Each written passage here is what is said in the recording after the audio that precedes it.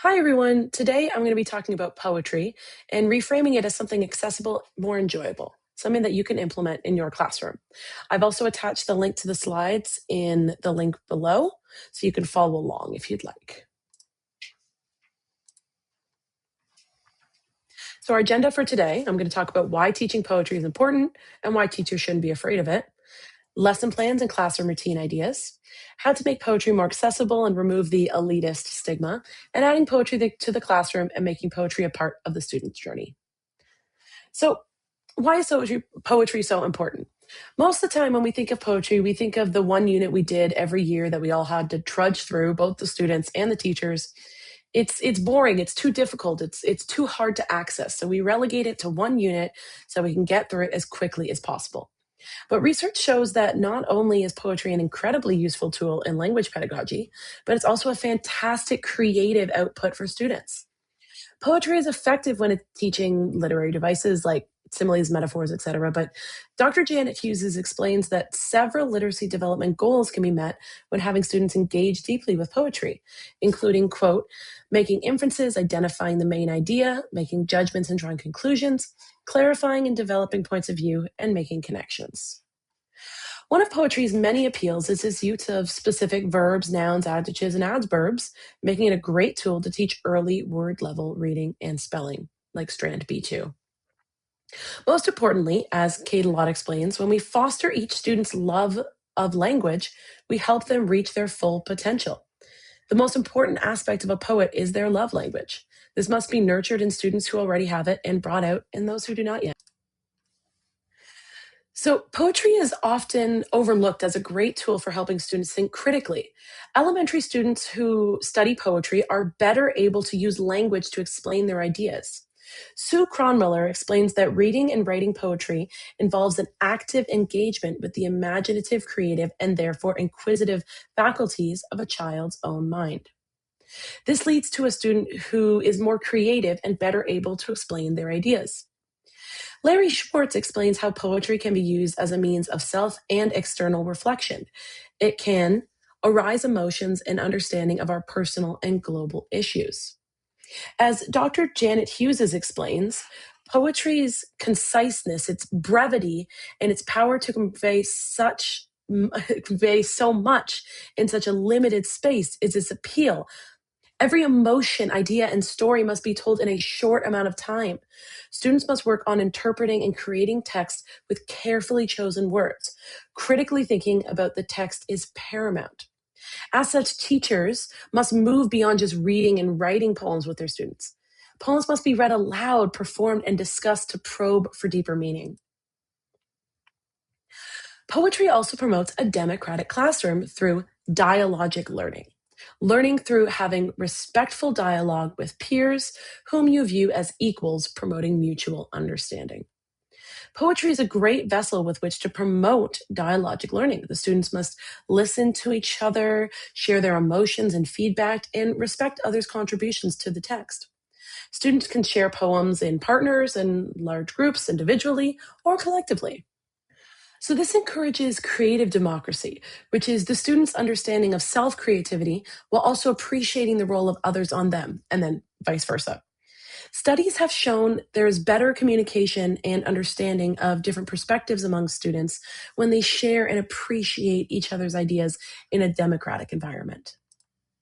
So, now you're thinking, that's great. I understand why poetry is so important, but I have no idea how to incorporate it into my class or how to create lesson plans. Well, in this next section, I'll go over several lesson plans and classroom routines that you can use in your own classroom. So, one thing you can do is use poetry to introduce similes. So, in this one, you start with thing nouns. You start on the far right with thing nouns. And you have the students come up with 5 or 6 randomly. So, I just chose, I was in my living room, so I saw a curtain. I saw my labradoodle at the pickup truck. I named a whole bunch. And then students move to the left to the adjectives. They don't have to relate to the nouns, they just create them randomly. So, I just chose sloppy, rough, humongous, etc., etc. Finally, they move to idea nouns. So Cronmiller suggests starting with the word love because love is one of the most used or overused metaphors in poetry. But for our purposes, we'll pretend that the students have come up with some other idea or emotion related nouns. So, like, we have love, but then there's also hunger, remorse, happiness. So, after creating all of our similes, so we'll add is as after all of our idea nouns, we'll add as a after all our adjectives, and suddenly we have love is as sloppy as a curtain, hunger is as rough as a labradoodle. So after creating our similes, are any of them obvious, curious, interesting? Have a conversation with the students. Can they explain how hunger is as rough as a labradoodle? So now encourage the students to make their own similes in a similar way. My favorite from Cronmiller's article, and this is a student wrote this: love is as scary as a history project. Even this one sentence tells us so much about a student's mind and shows us and the student how creative they can be. So in doing this, I created my own poem. I did hunger is as rough as a Labrador. It's clawing nails, scratching the inside of my stomach, begging to be let out. Just a silly little poem. And all of these lines here that are underlined are actually links. This is an extra part you can do in your lesson plan. Have the students link to different things. So this first one links to similes, what we just understood. It's clawing nails, explaining how I heard my dog clawing its nails, scratching the inside of my stomach. So these are all links that lead to other things. And then this here, the speaker button, is a link to me actually doing the poem, which is something that you can do with your students. I added some background music, and you can go have a listen to that afterwards if you'd like. And then you could also, you could have a link taking irony, how a lab scratching is really not that serious, but neither is a little bit of hunger. So this is one lesson that you could do with your students. So another thing you could do is build vocabulary. So this is a lesson plan or like a recurring classroom routine you could do with your students. It promotes student inquiry through poetry. So in this, the students will listen to a poem. So you're up there reading a poem or there's a video going, and they write down important words or phrases that they hear. And this is in the younger grades, often the first time students are expected to, quote unquote, take notes. So make sure to de-emphasize the importance of spelling, grammar, just encourage them to get ideas down. And then based on their notes, the students create a word bank, which they can refer to in their own compositions. So let's say my word bank so far has behold, beneath, crinkly, and petticoat. Each student's word bank will be unique. It can be alphabetized for ease of access or for an extra step for gifted students. The word bank may include definitions or may just include the words that students find interesting and want to use in the future. When the students don't know a word, they must look it up on their own in a dictionary or online, and this encourages independence and self-motivation. So one thing that is very important when teaching poetry is dramatizing. As Dr. Kristen Ferguson explains in Performing Poetry Using Drama to Increase Comprehension of Poetry, when poetry is performed, it is better understood. Poetry is meant to be lifted from the page. In this way, students can engage on a deeper, more personal level. This makes me think of when we were in high school and we had to read Shakespeare scripts and it was so dry. Shakespeare is meant to be seen, it's meant to be performed, and that is the best way for students to understand poetry. Here are several examples of way to dramatize poetry. Choral reading simply means that the class or a small group reads the poem as a whole. This can be done in several ways. Larry Schwartz gives a few examples here of echoing a leader, alternating lines in unison, etc., etc. You can read those there. Another way to dramatize is doing readers' theater, wherein the students, quote unquote, perform a poem. Dr. Ferguson explains that students must use the 3 Ps when performing a poem: punch, to emphasize; pause, adjust pace; and paint, which is use expression and tone. The students must understand the text to be able to punch, pause, and paint. Meaning students must move beyond decoding and fluency to actually conveying meaning. Another way to dramatize is creating a soundscape. So students can create background music or sound effects to go with their poem. They can create it using technology or found items around the class. This would also be a great way to incorporate the music curriculum. Students will have to find sounds within the poem or create ones that add to the overall meaning of the work. When deciding how to present the poem, students must consider why they chose the interpretation they did. Should some words be emphasized? Why? What is their significance or importance? What gestures, musics, props can add to the performance? What's the reason we're using them?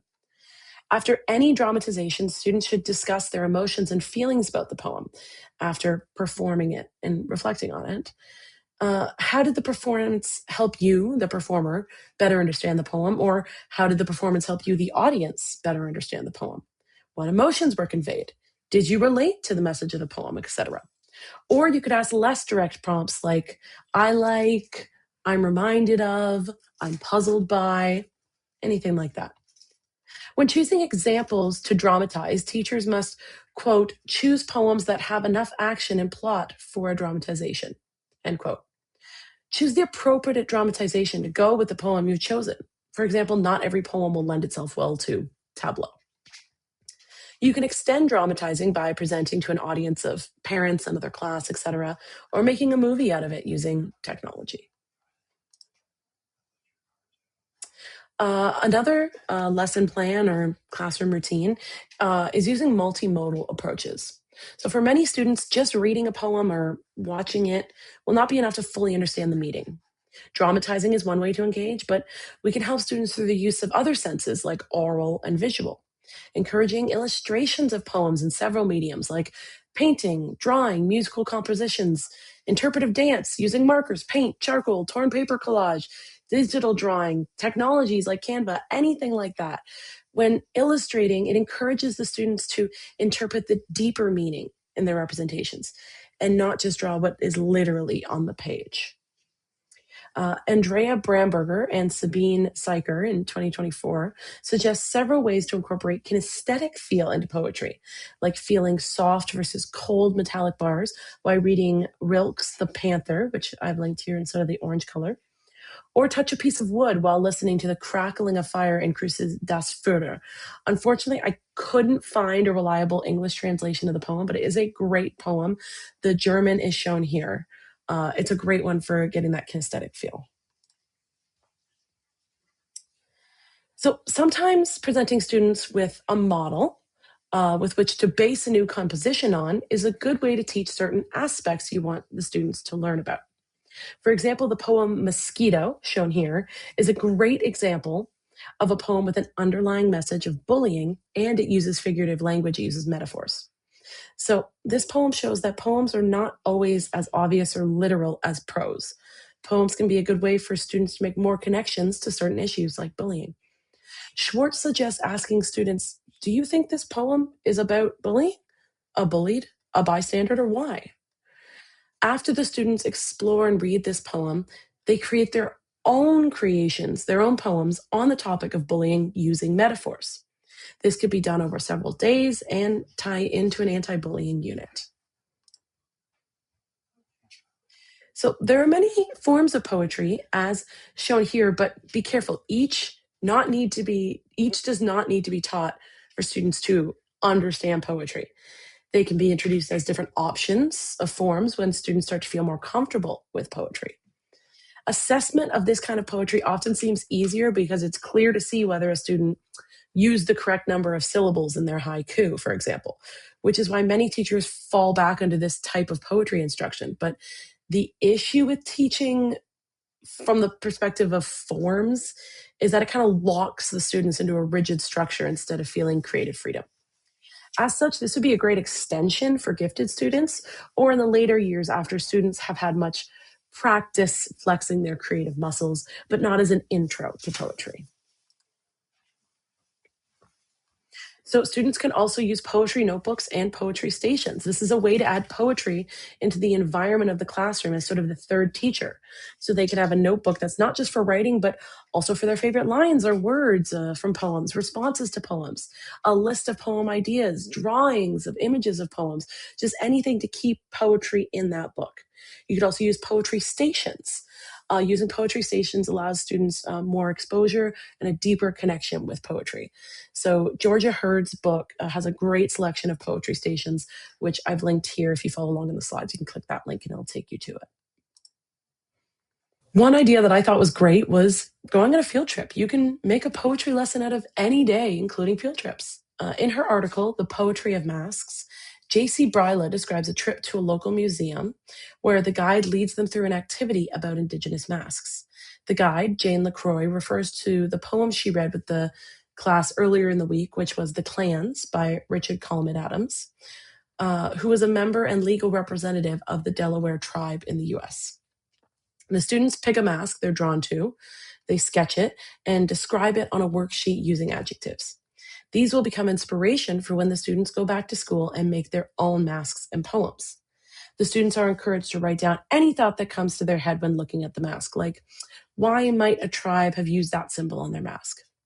This lesson is an example of bringing Indigenous perspectives and poetry together to spark creativity, while also leaving the classroom space, giving the students a new environment in which to explore. And also, of course, if you are including indigeneity, make sure you're always doing it respectfully. And of course, these lesson plans and classroom routines can be done in tandem. For example, you can dramatize and build vocabulary. You can have multimodal approaches, you can use models, and you can go on a field trip at the end. They can all be used together. So now that you have all these lesson plans and classroom routines, we can briefly discuss how to make poetry accessible to all and how to assess students' work. We'll discuss the following. So, one of the ways to respect students' abilities is to start early. One of the biggest barriers to poetry is the belief that it's only for the elite, it's only for older students or for academically strong students, but poetry is a great resource for all students, especially young children. Cronmiller says, waiting to examine the art of language until the 7th grade, which is when poetry is explicitly taught in the California curriculum where this was written, neglects the child's demonstrated ability to form an active, original, and inquisitive relationship with the world through imaginative language at an early age. Interestingly, the word poetry does not appear once in the Ontario language curriculum. But as hopefully you've seen throughout this webinar, through poetry, children can demonstrate their ability to think metaphorically and creatively at a much younger age. Additionally, educators must remember poems are not just a puzzle to solve. Students cannot just mechanically dissect poems, but understand the meaning and the emotion behind the words. Poems require more unpacking than most prose. It has more difficult vocabulary, symbols, metaphors, etc. So, like I said, using drama can help bridge that gap between the surface level understanding and critical thinking. Finally, there's what I like to call the poetry cycle, which is the more students take poetry and like it, the more teachers teach it, the more administrators promote it, the more teachers teach it, the more students like it, et cetera, et cetera, et cetera. And that's how you get more poetry in the classroom. So one of the reasons poetry feels elitist is assessment. Poetry is subjective.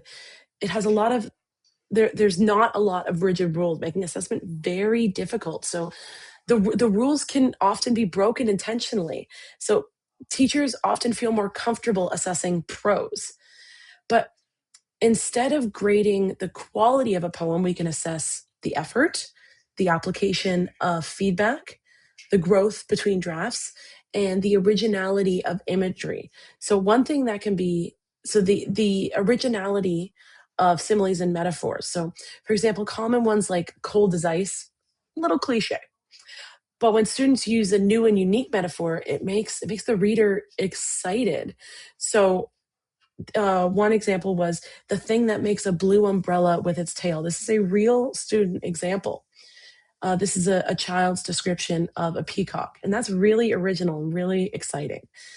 Assessment should focus on next steps, not final judgment. So we also avoid rigid checklists. If we require every child to include a simile, a metaphor, a rhyme, and an alliteration, we risk making them feel chained in. They feel locked into something. Those tools should emerge naturally. So when conferencing with students, ask questions like, what's the foundation of your poem? Are you focusing on rhythm? Is this a personal story? Are you talking about one big metaphor? and then guide improvement based on what the student's goal is. So sometimes students will want to focus on rhyming, which can hinder creativity and can create unsuccessful similes and metaphors. But for those who are intent on, I want to do rhyming, there are ways we can assist them, like providing sentence starters, like, he doesn't seem to have much charm. I don't think he can cause much harm, would be the student's response. And then letting them create a response. Or so using something like a rhyme finder, which I have here. You just choose an ending sound and see which of those first sounds work. So like bad, blad, but Brad, that's a name. So that's how you can use that. Additionally, students are at all different stages of their poetry learning. So Andel et al. In 2008 gave an explanation of the 5 stages a student may be at. Each student must be assessed based on the level they're at. So there's the tune-in stage. They're not yet ready to write poetry.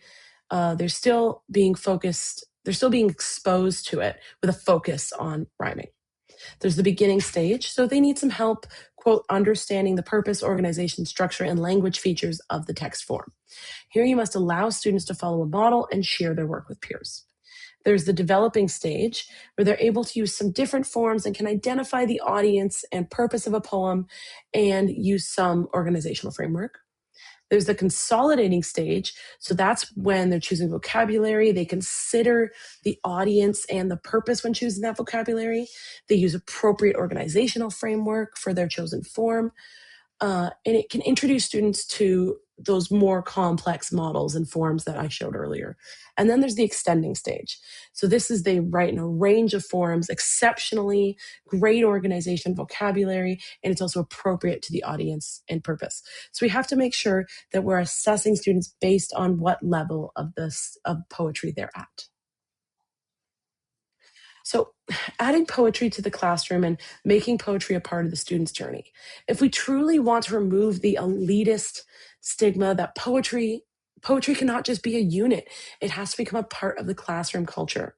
One line that really stood out to me in Hurd's book was, quote, "It's the emotional environment that nurtures the poet inside me." We need to assure the student's environment is conducive to creativity. Students need to feel that the poetry belongs to them. So this means making poetry visible, like displaying student poems, displaying images of famous and contemporary poets on the wall. So here's E. Pauline Johnson. She was a Canadian Mohawk poet. Notebooks that look lived in, that they've written in, drafts and folders, a classroom space where writing feels safe and meaningful, not neat. It's messy, it's exciting, it's difficult, it's fun.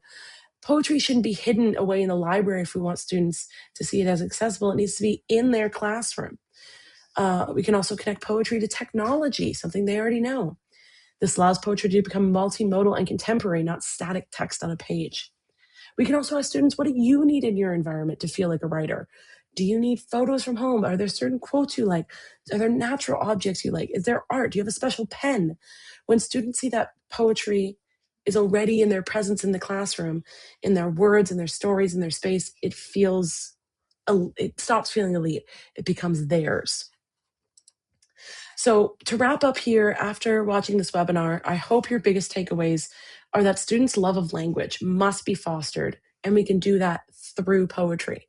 It must be incorporated into the student's environment and used as a resource within your class. Here I have some resources, a bunch of books that I used to inform this webinar. They're great resources if you want to learn more about how to integrate poetry in your classroom. I've linked each of them, or as many as I could, to their Amazon storefront, but they also all should be available at your local education library. So here are my resources, and thank you so much for watching.